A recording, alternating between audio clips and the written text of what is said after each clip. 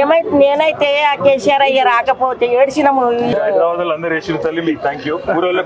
ఊరోళ్ళకు ఎన్ని ఆశలు చెప్పిండు కదా, ఏం చేసిండు, ఏం చేస్తున్నాడు చెప్పు. అయినా రాజ్య చేసుకుంటాడా? మరి ప్రజలకు చూడాడా? 4,000 ఇస్తా, 6,000 ఇస్తా, 8,000 ఇస్తా ఏడే ఉన్నది లేదు కదా.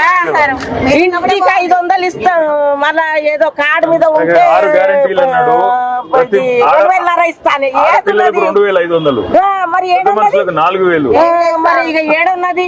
ఇదే పింఛన్ సరిగ్గా పడతలేదు సారు, లేదు ఇదే పింఛన్ సరిగ్గా పడతలేదు. ఈ నెల ఆ నెల కానేలేదు, ఈ నెల